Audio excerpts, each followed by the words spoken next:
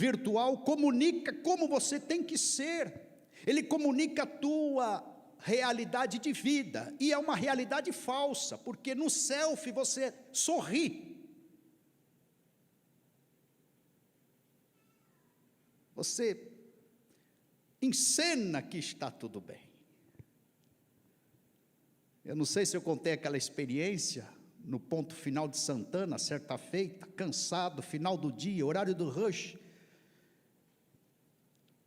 Cruzeiro do Sul entupida, o ponto lotado, garou, eu todo molhado, olhava para um lado, cara de brasileiro sofredor, para o outro, gente cansada, rugas, envelhecimentos, lutas por todos os lados. Esse era o retrato.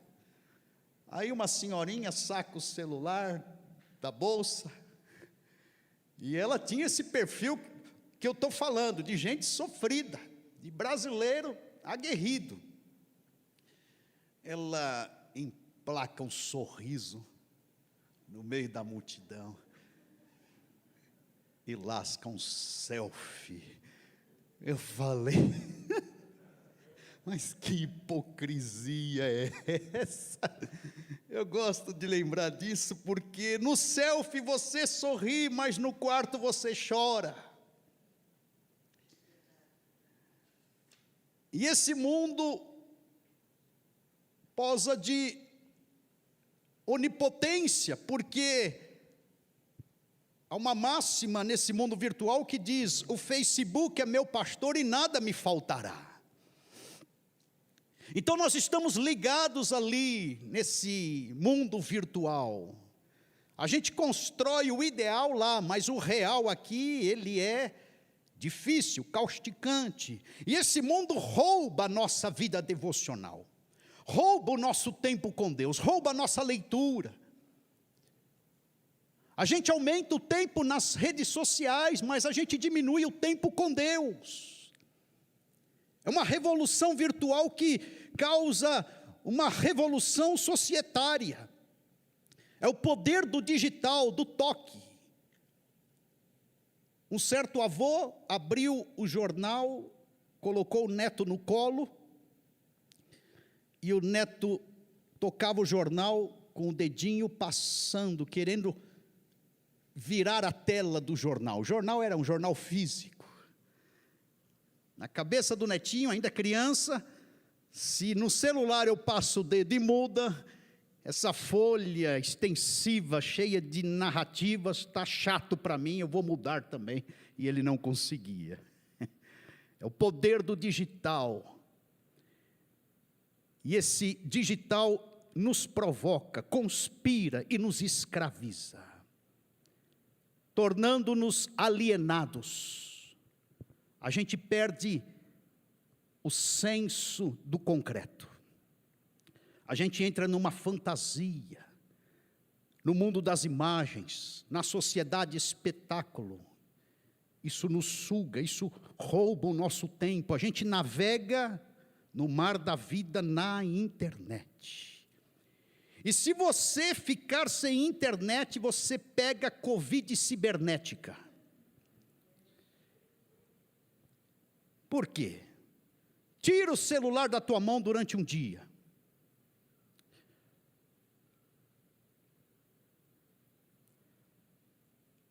Você fica asfixiado. Dá síndrome de abstinência. Você quer pegar o celular, você não aguenta passar o dia inteiro. Inclusive nós podemos até criar essa cultura entre nós, jejum de celular. Vamos ver se a gente suporta isso, declarando para o Senhor e dizendo que quem nos controla não é o celular, é o Senhor. Nem só de celular viverá o homem, mas de toda a palavra que sai da boca de Deus. Falta oxigênio, é asfixiante, tóxico, a falta, a ausência do virtual. O contemporâneo é marcado também pelo medo. É a geração do medo. a agenda está aberta para o medo, más notícias. Nessa enfermidade, nesse vírus aí que estamos passando e vivendo, você teve aquela sensação e aquela vontade, e de fato fez, desligou as televisões, os rádios, porque era só má notícia o dia inteiro. Nós fomos bombardeados por más notícias, porque as notícias eram essas pestes todas, a mortandade, o isolamento, o distanciamento, solidão. E como se não bastasse, os estudiosos falam de medo de competição, de comparação, medo do futuro, medo da falência, medo de doenças, medo de não corresponder, de não satisfazer as exigências, de não ser perfeito, medo de amar e se relacionar. Tempo de medo. E a mídia sabe que as tragédias ganham ibope. A turma desliga a televisão ou não chama a atenção quando há um benefício. Mas quando há uma tragédia, todo mundo fica antenado, ligado, concentrado. Por causa desta cultura dramática, da comoção, da coação, a violência gera lucro. E a lógica publicitária é audiência na catástrofe. Quanto pior, melhor. O que vamos falar das emoções no mundo contemporâneo. Por isso que a gente vive uma década de depressão, de pico de depressão. Ansiedades, pânicos, melancolias, angústias, doenças psicossomáticas. E o medo nunca anda sozinho, você sabe disso. O medo tem irmãs, que vêm do Gênesis. A vergonha, a alienação, que é a fuga, a culpa, andam juntas. E pioram ainda mais o emocional das pessoas. A autoimagem, a identidade das pessoas vão retardando no crescimento emocional, no amadurecimento. Por isso que na contemporaneidade também há um clima de intolerância. Está difícil se relacionar com o perfil do ser humano na pós-modernidade. Antigamente tinha mais reserva emocional, mais humildade, mais abnegação, mais renúncia, mais conformismo, conformidade, mais entendimento, mais respeito, mais espaço para honra. Esse clima de medo, a pessoa se autoafirma no empoderamento, gera síndrome de onipotência, ele não pode ser contrariado, ele não abre espaço para o outro viver, ele disputa a honra, ele compete de igual com seus pares. É um momento em que reverbera uma sociedade raivosa. Percebam nas redes sociais a ferocidade das mídias. As pessoas são sensíveis às reações, elas não toleram as pirraças, elas revidam automaticamente. Antes nós refletíamos, hoje a gente nem reflete, a gente já reage. Antes silenciávamos, hoje a gente já responde de pronto. A resposta está aqui na ponta da língua. Vem que você vai achar o teu aqui. O Espírito Santo agoniza para gerar um fruto dentro da gente. O fruto do Espírito, a longanimidade, a paciência. A gente não engole mais. Está difícil engolir. Geração de intolerantes. Geração de gente carnal. Geração de gente divorciada uns com os outros.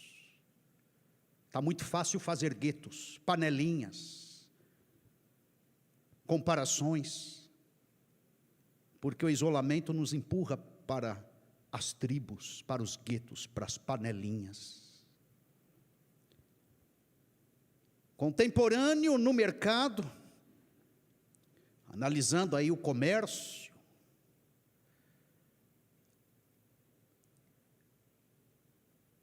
há o elevo da inteligência artificial. Nós estamos caminhando para isso. Muita tecnologia, muita automação, muita robótica, muito desemprego. A máquina substitui vários homens e mulheres. Antes você ia no banco, e eu fui office boy, aquelas filas maravilhosas. A gente tinha que exercitar o fruto do Espírito numa fila de banco, na década de 80. A gente orava lá na fila, a gente refletia. Tinha gente que fazia unha, jogava truco, e você ficava na fila de banco até chegar a tua vez. De vez em quando você pegava, parece que uma pessoa usada pelo inimigo, né, com um calhamaço de documento.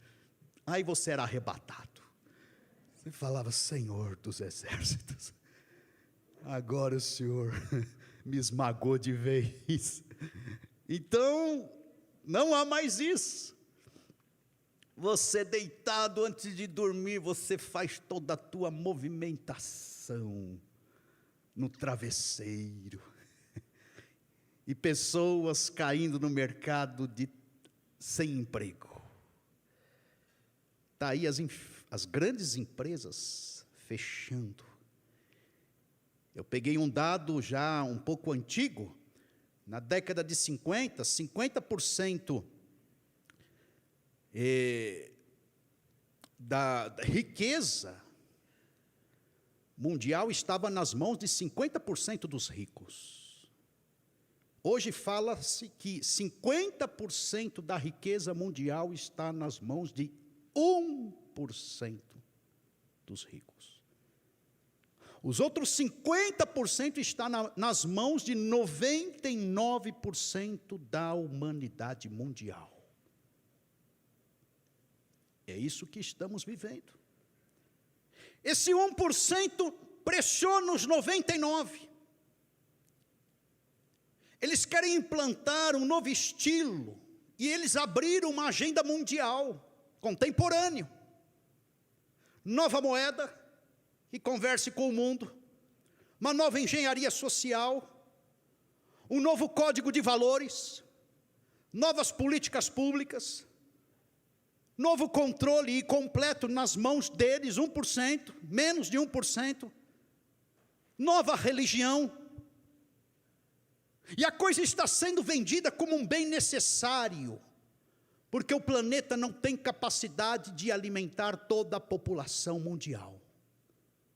Por isso que a turminha está também de olho no Brasil, queridos. Maior reserva natural do planeta, maior biodiversidade da terra, maior fonte de água que existe, maior extração de energias diversificadas, maior platô territorial de fertilidade. Você joga uma semente no asfalto ali, ela brota. Eu nem sei como.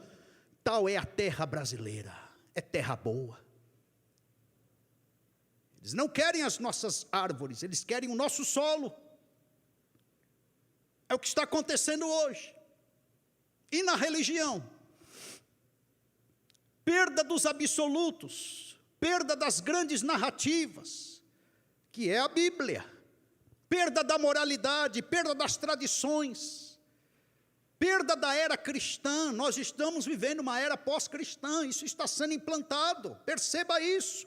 Perda do controle, e pilares fundamentais da nossa sociedade está sendo bombardeado. Você não percebeu que a família está debaixo de uma pressão terrível? desestabilidade na família, banalização do casamento, pela intolerância, individualismo, aumento dos divórcios.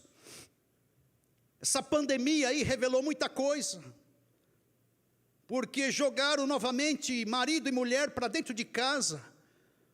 Eram dois caminhos: ou eles faziam um novo pacto de casamento, ou eles se distanciavam de vez. Então, houve esse movimento de um ano para cá. Porque o marido cai lá, olha para a esposa olha para o marido e fala: mas quem é você que eu não te conheço? Eu conheço uma pessoa que vem, usa a casa como pensão, só está aqui no entretenimento no final de semana. Você, de fato, eu preciso te redescobrir, e vice-versa. Aí o couro comeu lá dentro. Uns foram para o joelho e outros foram para o tribunal se divorciar. Então é pressão para quebrar esse modelo social familiar. Percebam o afrouxamento da masculinidade, da hombridade. O homem hoje não pode ser homem. O homem hoje não pode ser líder da sua casa. O homem hoje não pode determinar uma regra mais ferrenha. Eu quero assim. Não pode. Tem que ser um homem delicado. Tem que ser um homem sensível. Tem que ser um homem muito flexível. Tem que ser um homem subserviente. Tem que ser um homem liderado pela esposa. Tem que ser um homem bem emotivo. Eu lembro que, até comentei aqui com alguns irmãos, preguei certa feita aqui, aquela paternidade de José a Javé. E eu acho que tinha uma pessoa aqui na igreja, não gostou muito, visitante. Porque aquela pregação eu falei de um modelo bíblico. Patriarcal. Estrutural, espiritual, que dá certo, que Deus fez. Enfim, fui cumprimentar a pessoa no final do culto, ela virou a cara. E ela era de certa idade. Mas eu tive contrariedades aqui também, de gente novinha. Falando: pastor, não é bem assim, né? Mas não consigo me provar o contrário, biblicamente falando. Nosso assunto aqui é Bíblia. A gente vai para ela e discute sobre ela. Estão bombardeando a família.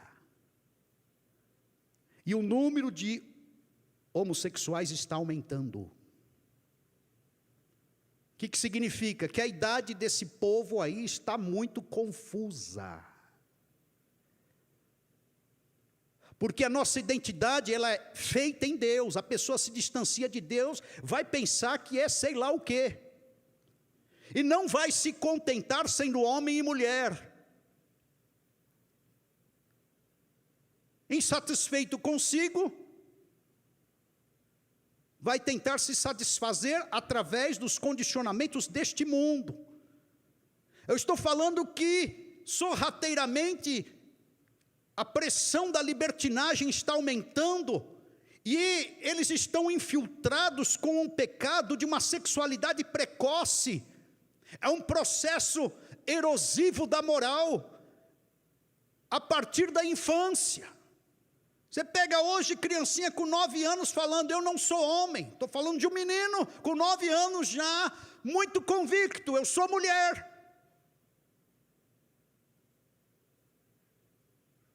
Padrões estão sendo quebrados, padrões morais. E tem uma turminha aí que fala que representa a defesa das minorias, mas tem uma turminha aí, queridos, querendo descriminalizar a pedofilia.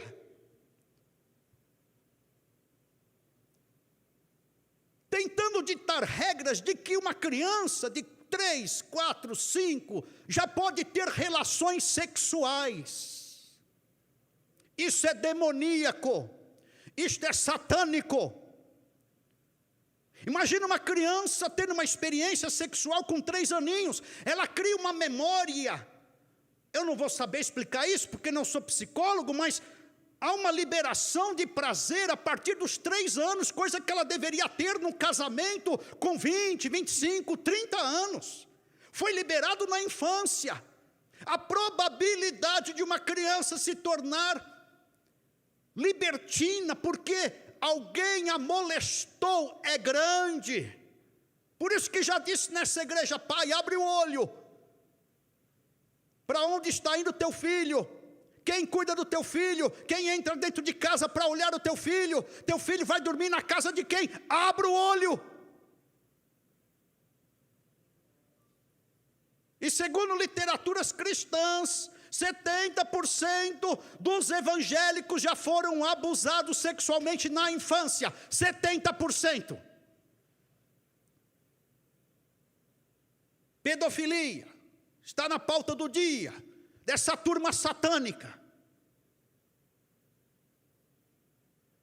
Se camuflam como defensores da minoria. E aí enfiam goela abaixo ideologia de gênero. É a libertação da identidade. Os irmãos perceberam? A identidade abalada. Mexe lá na sexualidade da criança. E já gera imoralidade no berço. E aí vem ideologia de gênero. Falando o seguinte: olha, tua identidade é líquida, porque o mundo é líquido. Gênero não é destino, não é definição. Você constrói ele a partir do teu querer. Você é onipotente. Você faz a tua vida. Você faz as tuas regras. Você vive de acordo com o que você quer viver. Deus não te define, é você que se autodefine. A turminha está brincando de Deus. Perde-se o sentido da vida. E a pressão por parte destes que estão com essa agenda global nas mãos é que quem vai educar nossos filhos não é a família, é o Estado. Eles têm condições de construir essa identidade, essa educação, essa revelação. Os pais não. Por isso o desmonte da autoridade dos pais. Pai não pode corrigir, pai não pode pegar a cintinha e dar no bumbum da criança, pai não pode disciplinar, porque se fizer isso, vai lá o conselho tutelar, já enquadra esse pai, já processa ele, já lança aí um julgamento nas costas desta mãe, enfim.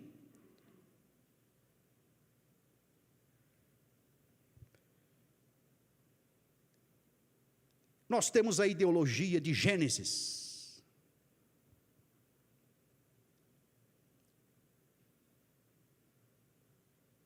E o que eles chamam de ideologia de gênero, a gente chama de pecado.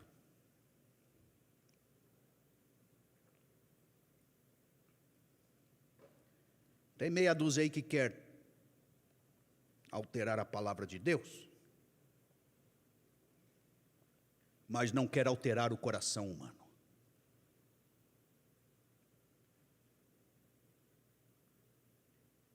E igreja é para alterar o coração humano.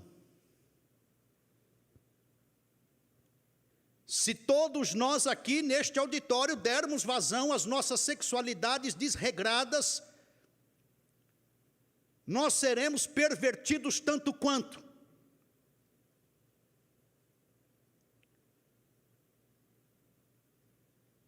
Então proposta do Evangelho é essa: se converta. Seja regenerado. E lute vida fora com os teus pecados e demônios interiores. Evangelho. Eu estou querendo dizer que as portas estão abertas para gente com problema na área sexual. Ah, pastor, o senhor não aceita? Não, as portas estão abertas.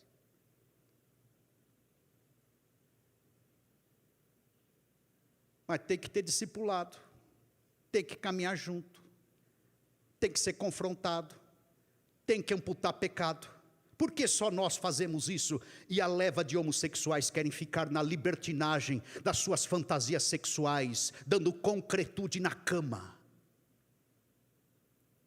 Por quê? Só nós lutamos, agonizamos, oramos, nos arrependemos. É pecado.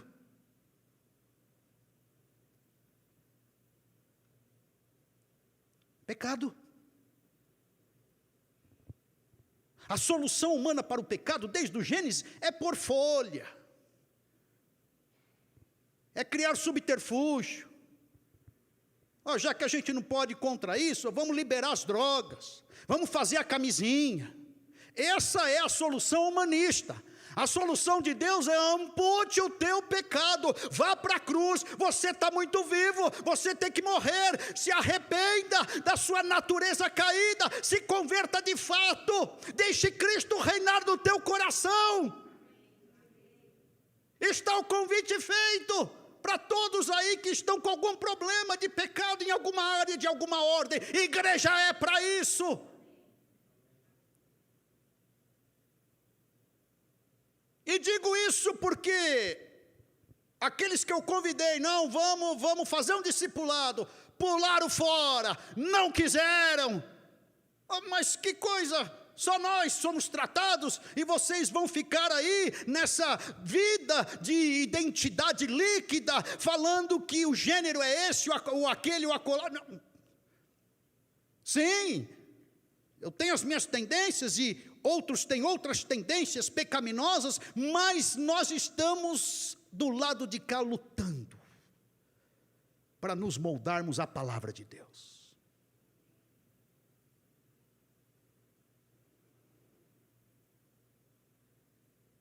Na esteira disso, o feminismo. Direitos equânimes, iguais. Empoderamento da mulher, libertação dos padrões patriarcais, tudo igual. Aí eu vi no Face esses dias, então vai lá, entra no banheiro de homens e mija no mictório, tudo igual. Como tudo igual se é diferente? É uma irreverência aos dados biológicos. Deus fez, é lutar contra Deus.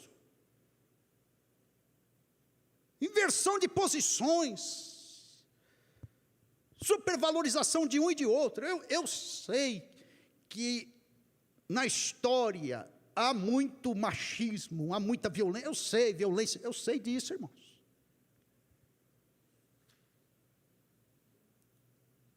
Mas não é solução o outro extremo. Não é solução. Como já ouvi, não existe homem, não tem homem, é raro o homem que ama a sua esposa, que serve a sua esposa, que copia Cristo morrendo para que a sua esposa viva. Não existe homem assim, claro que existe. Conheço muito marido de Deus, muito marido abençoado, conheço muita gente, muito homem de caráter, conheço, que dou testemunho, conheço, gente espiritual, gente que serve a esposa, gente que, e consequentemente a esposa responde com a submissão a um homem desse, que administra a autoridade, não com autoritarismo, mas com amor semelhante a Cristo. Tem modelo bom na face da terra, de casamento bom, de família boa, tem modelo bom sim, que aliás é a igreja do Senhor Jesus, que é sal da terra e luz do mundo, porque senão as trevas já teriam cobrido tudo. A gente faz oposição a essa cultura maligna, que ainda esbarra na questão do aborto. A turma quer controle populacional, matando a partir do ventre. Perceba os irmãos novamente, vamos solucionar uma gravidez indesejada. Ora, você teria que ter pensado antes, não ter tido a relação sexual. A solução humanista, volto a dizer, é paliativa. Vamos matar a criança no ventre. Legalização para matar. Os irmãos percebem que é uma liberdade desenfreada. Ninguém sabe onde está o limite. Eu posso tudo, inclusive na origem da vida. E pessoas sem Deus se tornam revoltadas, porque um abismo chama outro, um pecado vai levando ao outro, e depois quem paga essa conta? A culpa arrebenta na consciência, e Satanás será o maior patrocinador para esmagar essa consciência. Somente o poder da cruz de Cristo para libertar, para redimir, para expiar, para perdoar os pecados da humanidade no dia de hoje. Irmãos, esse é o nosso mundo.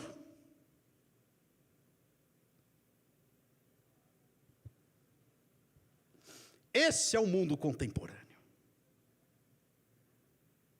Chegamos no que profetizou o apóstolo Paulo, que disse: o Espírito expressamente diz que nos últimos tempos apostatarão alguns da fé, dando ouvidos a espíritos enganadores e a doutrina de demônios. Chegamos. Igreja Batista Central, abra o teu olho. Meu irmão, minha irmã, jovem, ancião, abra o teu olho. Nós estamos vivendo dias difíceis. Paulo ainda falou: saiba, porém, isto, que nos últimos dias sobrevirão tempos trabalhosos. Não é hora de você cochear em dois pensamentos, não é hora de você dar vazão para a carne, não é hora de você se moldar à cultura maligna dessas ideologias pecaminosas, não é hora de você ficar em dúvida com a salvação, se Jesus é teu Salvador ou Senhor. Não é hora de você baixar a guarda espiritual, é hora de você se despertar, de você buscar a Deus, de você se levantar, de você ter uma posição mais aguerrida frente ao Senhor e a esse mundo que quer te derrubar. Homens amantes de si mesmos, avarentos, presunçosos, soberbos, blasfemos. É a gente assim que está lá fora, desobediente aos pais, às mães, ingratos, profanos, irreconciliáveis, caluniadores, descontrolados, cruéis, sem amor. Chegamos. E Deus, Paulo falando aos romanos, os entregou aos seus desejos. Você quer ser isso? Isso está no teu coração? Essa imundícia para desonrar o teu próprio corpo? Então vai, vive do jeito que você quer. Vamos ver se você se aguenta. Vamos ver se você aguenta o pecado sobre você. Vamos ver se você consegue lidar com a culpa. Vamos ver se você consegue ajustar a tua identidade mediante esta vergonha que te esmaga. Vamos ver se você consegue viver no reino das trevas, subjugado pelos demônios. Vamos ver se você avança na vida. É disputa de divindade. Então vai, pseudo-deus.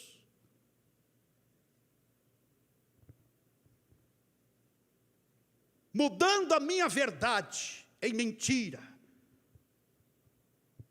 para honrar mais a criatura, o que você faz, e a si mesmo, do que o Criador. Não abandona as tuas paixões infames. E aí a crise na identidade.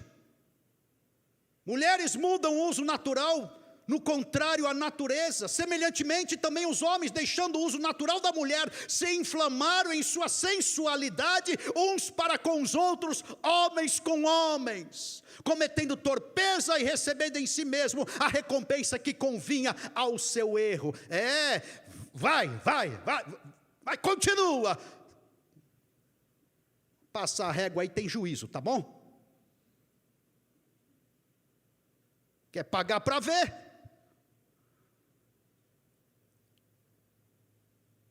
Deus entregou ao sentimento perverso para fazerem coisas que não convêm. Paulo fala aos Efésios, o só falar constrange, não dá nem para falar. Não dá nem para descer a alguns detalhes de alguns pecados, não dá. É aberrante. Esse negócio aqui não tem fim. Eu sei, você está pensando assim, pastor Sérgio, o senhor trouxe 5 pregadores abençoados em janeiro?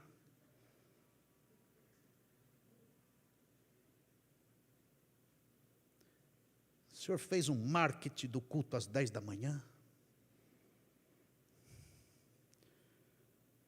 Teu rostinho simpático no store da igreja no sábado à noite falando, vem que você vai ser abençoado.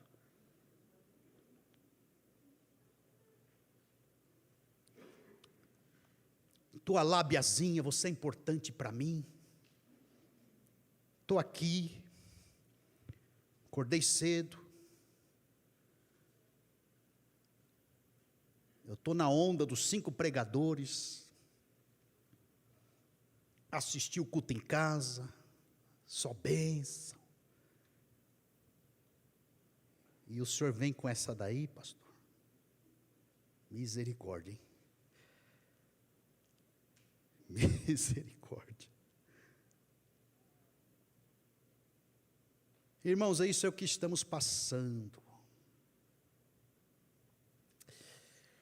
No meio de uma trajetória, tentando obedecer a Jesus. Em algum momento da tua vida, Jesus chegou para você e falou, entra no barco. Vem caminhar comigo. Eu vou te levar para outra margem.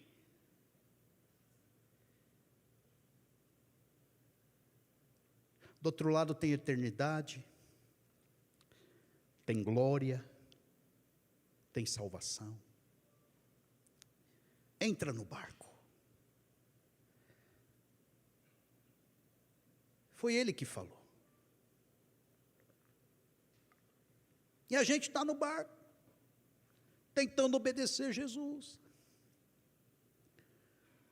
Mas aí, a semelhança do texto que nós lemos, verso 37 de Marcos 4. Levantou-se grande temporal de vento. Subiram as ondas por cima do barco,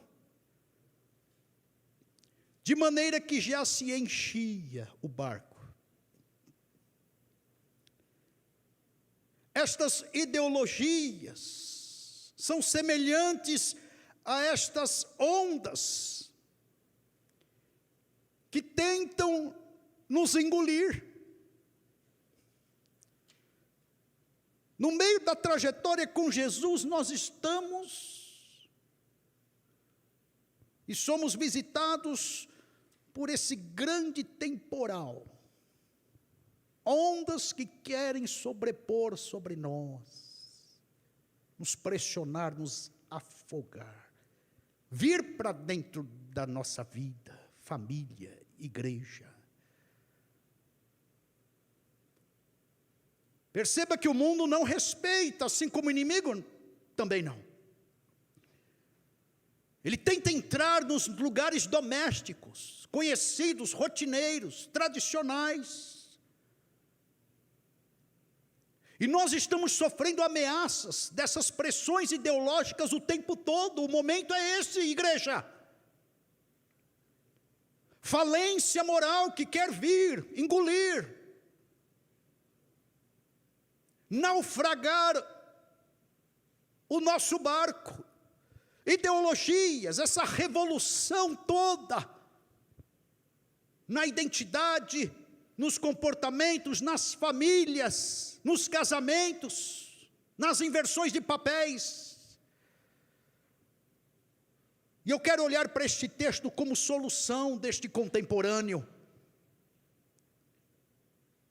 E eu digo nesta manhã para todos nós, em primeiro lugar, precisamos redescobrir Cristo na crise.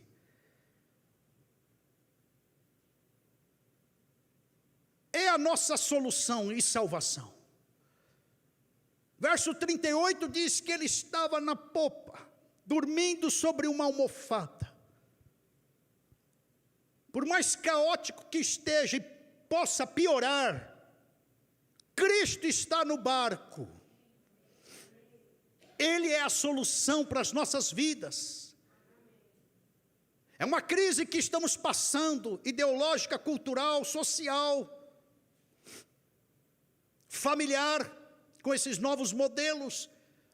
Mas perceba Jesus ao teu lado.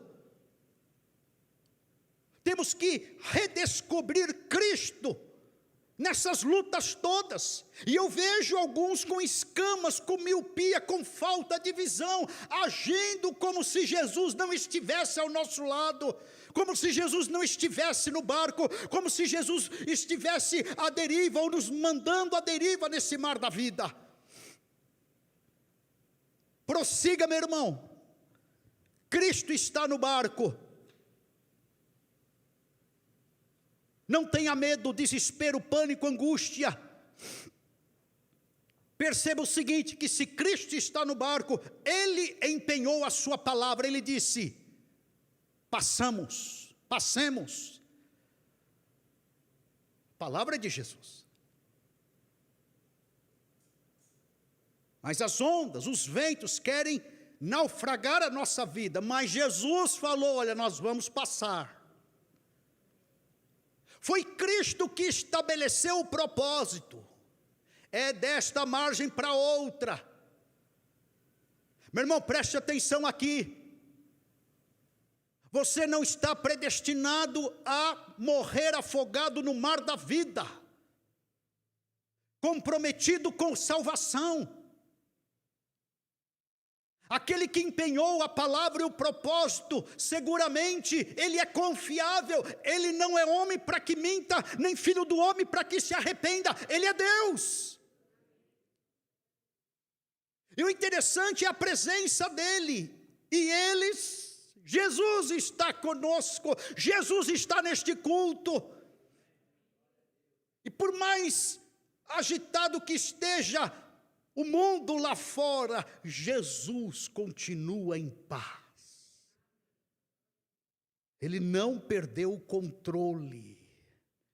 Muito bem, se você tem palavra, se você tem propósito, se você tem presença, se você tem paz de Jesus, pode ter certeza que você também tem poder e você tem a promessa. Despertando, diz o verso 39, o poder de Jesus manifesto, repreendeu o vento e disse ao mar, cala-te, aquieta-te, e o vento se aquietou e houve grande bonança, e a promessa dele, Marcos 5, verso 1, e chegaram ao outro lado do mar. Você vai chegar, você vai chegar.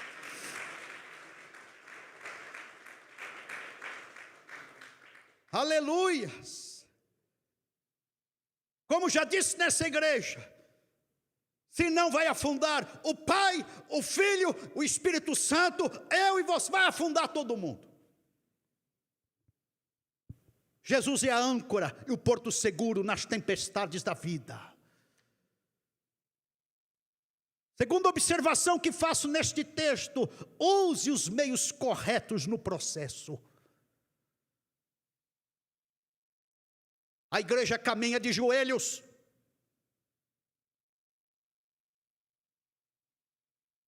orando, intercedendo, suplicando,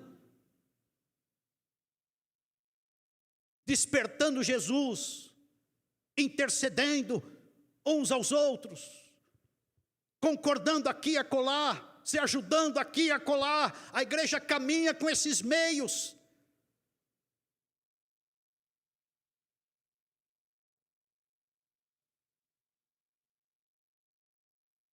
Igreja, onde está você? Cadê a igreja no meio da tempestade? Igreja é ser discípulo. Me ajude a clamar aí, meu irmão. Me ajude a orar aí. Me ajude a buscar a face de Jesus. Ele é o Salvador. Pensou Pedro virando para Tiago, faz alguma coisa. Tiago virando para André, faz você. André virando para Judas, Judas, esquece o dinheiro, me ajuda a esvaziar esse barco, está enchendo. Judas para Natanael, Natanael está cochilando por quê? Está que nem Jesus, incompetente. Natanael, me ajuda aqui. Esse é o nosso papel, irmãos. Cadê a igreja batista central na hora da tempestade? Tem gente pulando do barco. Você está pulando. Você está com mais temor do Covid-19 do que de Deus.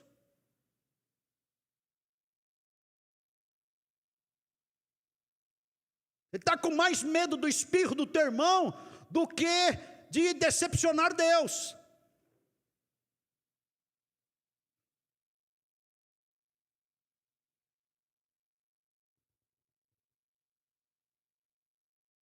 Você está com mais medo daquilo que os homens falam na telinha do que confiança naquilo que Deus fala, na palavra de Deus.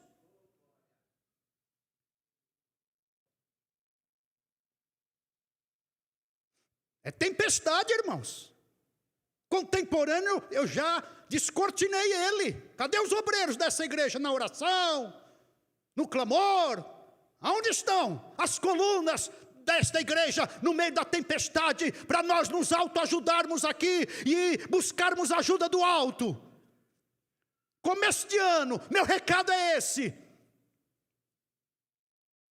Temos 11 meses pela frente. Vamos acertar os ponteiros nessa manhã. Faça corpo mole não. Me ajude a tirar a água desse barco que está enchendo. Reme um pouquinho no lugar de gente que está cansada. Tem crente braço curto aqui.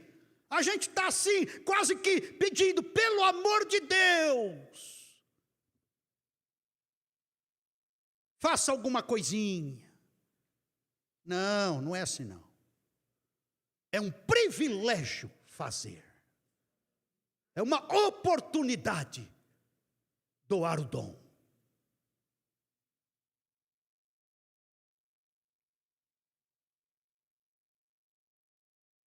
Maior beneficiado numa entrega, numa ministração, numa comunhão, num ajuntamento, é você mesmo.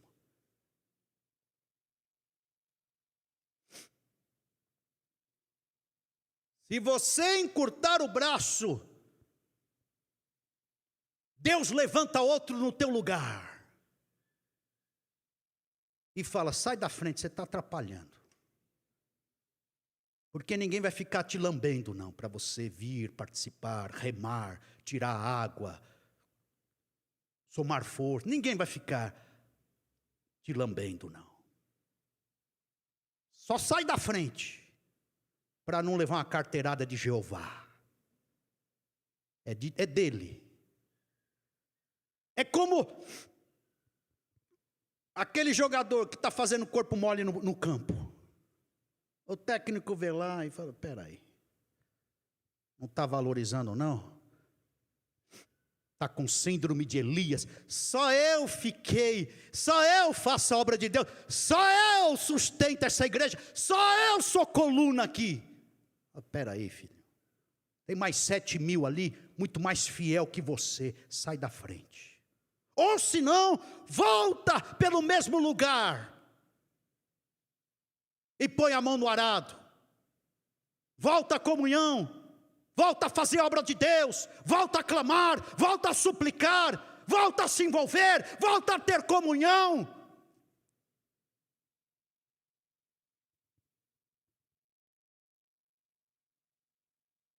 Vence o medo, meu irmão. Deixa o Espírito Santo te controlar. Deixa o Espírito Santo te encher, te usar.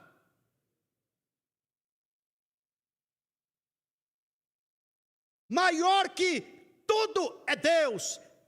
É desse que você tem que temer. Como falou Jesus, não temos homens que podem tirar a vida, mas temos aquele que é maior, que tira a vida e pode lançar do inferno. Vamos ajustar a nossa visão acerca de quem nós estamos tratando e com quem está tratando conosco. Nosso negócio é com Deus. Maior que violência, que tribulação, que ideologia de gênero, que aborto, é Deus.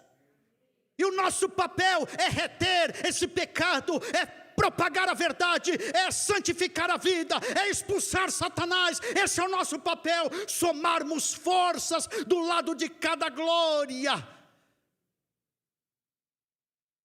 Tema a Deus, suplique pela causa correta.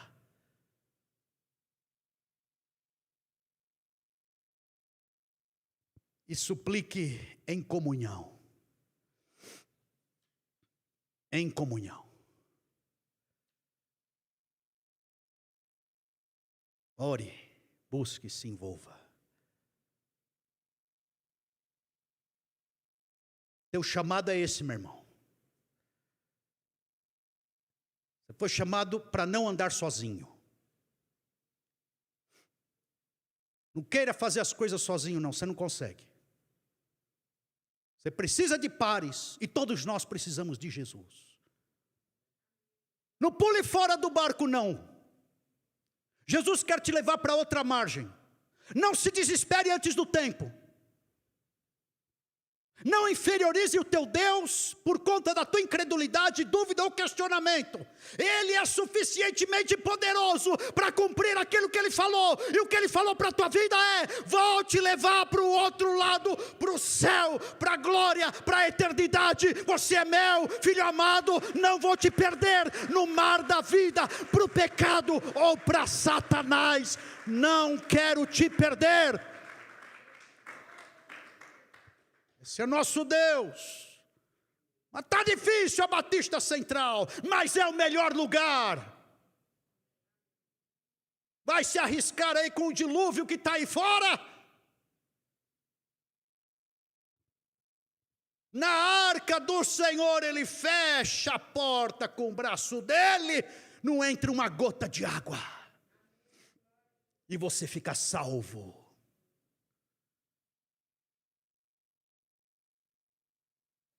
Use os meios corretos, você conhece eles.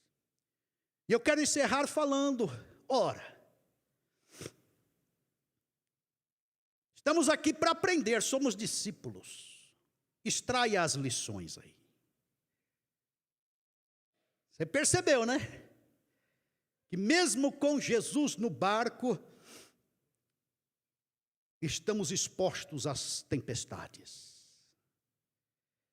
Puxa, eu pensei que Jesus com a gente, com a palavra, com a promessa, com o propósito, Ele eliminaria todas as lutas. Não. Deus não nos blinda de lutas. A vida cristã não é uma redoma de bonança. Mar de rosas, né? Não é, queridos. O crente não vive numa bolha intocável. Vimos aqui, no meio da trajetória, a tempestade se levanta. A tempestade fica aguerrida. Então essa é uma lição.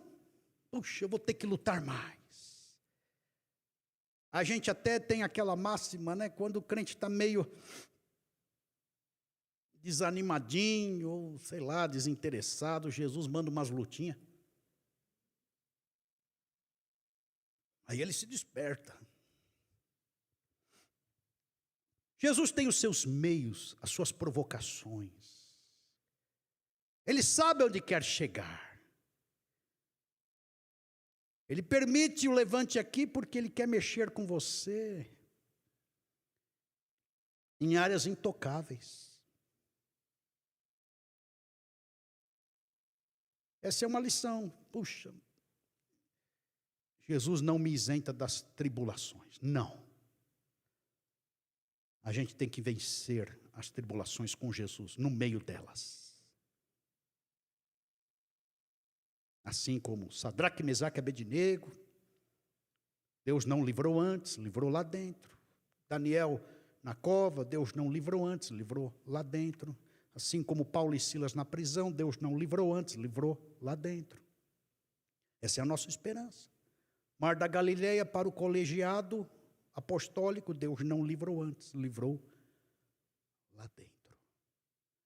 Segunda lição que a gente tira daqui, queridos, é que, pelo fato de você não ter pulado do barco, você vai conhecer novas facetas do teu Deus. Puxa, eu conheço o Jesus sereno, o Jesus de paz, o Jesus tranquilo, o Jesus que descansa, o Jesus que não altera a pressão arterial, o Jesus que dorme. Esse eu conheço. Está lá, dormindo. Essa almofada aqui era um lugar aconchegante no barco, não necessariamente uma almofada como você está imaginando. Esse Deus a gente conhece. Mas há um Jesus poderoso,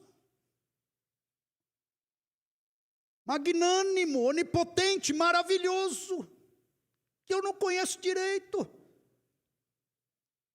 Ele se levanta e repreende vento e mar. Esse Jesus que repreende vento e mar, que mexe com a natureza, eu não conheço. Na verdade, irmãos, o que está acontecendo aqui é o que o salmista declarou no capítulo 29, verso 11, que diz que Deus é Senhor dos dilúvios. Verso 10, Deus é Senhor das tempestades. Esse Jesus, esse Salvador, com essa cara eu não conhecia, pois vai conhecer. E mais que isso, eu preciso conhecer um Jesus que não desiste de mim, apesar das minhas incredulidades. Porque Jesus repreendeu eles, vocês são incrédulos. Vocês me decepcionaram. Vocês deram mais vazão para a dúvida do que para a confiança. Puxa, esse Jesus, irmãos, ele existe também. Senhor, obrigado porque eu te decepcionei. Eu duvidei, eu questionei. Eu não botei fé no Senhor. Obrigado, Senhor. Deus continua tendo bons pensamentos a meu respeito. Continua agindo na minha direção. Conspira a meu favor. Por mais que essa turminha de gente abastada no mundo, 1%, queira conspirar contra nós,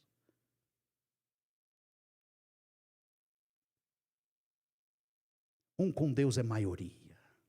Se Deus é por nós, quem será contra nós?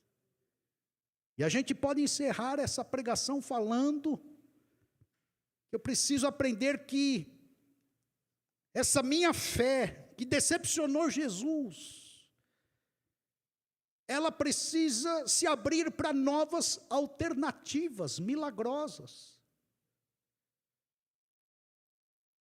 Minha fé é diminuta, não vai além do sofrimento, cogita só problemas, não se abre para possibilidades. A lição é essa: eu preciso ter um elevo de fé,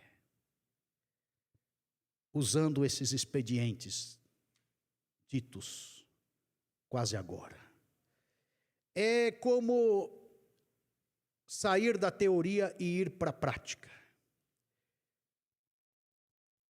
É como encarnar a teologia com experiências no próprio corpo. É isso, queridos.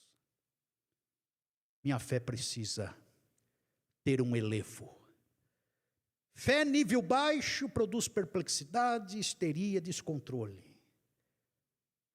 Fé nível alto produz solidez, significado, revelação, impacto, conexão, confiança. Se posicione mais dentro do barco. Não pule. Não desista, não saia do barco. Jesus tem e continuará te abençoando. E oxalá que nesse grau aqui, de milagres, gerando surpresas, grandes surpresas para você conhecer, não só o Deus que descansa, o Deus teórico, mas o Senhor da natureza, do cosmos, das moléculas, da economia, do invisível, do espiritual. Irmãos, vamos ficar de pé.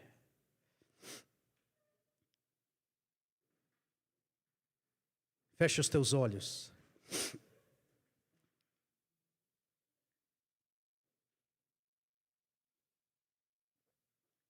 O nosso Senhor controla a história desde o início.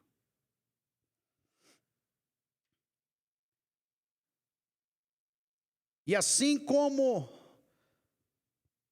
o Espírito do Senhor, desde o início, pairou sobre a face das águas para organizar o caos, o Espírito do Senhor paira sobre a história da humanidade. O que dirá a tua vida? O que dirá a tua vida? O que dirá a tua vida? O Espírito do Senhor paira sobre a tua vida para organizar o caos. Ele continuará governando os reinos, determinará sobre os detalhes cotidianos sobre você. Sabemos da escatologia do Apocalipse, mas a palavra do Senhor esmaga, é poderosa para esmiuçar. Assim como no sonho de Nabucodonosor, o último reino é uma pedra que vem e esmaga a estátua de Nabucodonosor. O reino dos céus suplanta, esmaga as ideologias desta terra, recheadas de pecado, de demônios. A igreja do Senhor está aí para fazer este papel. Amém, meu irmão, minha irmã? Feche os teus olhos, vamos orar.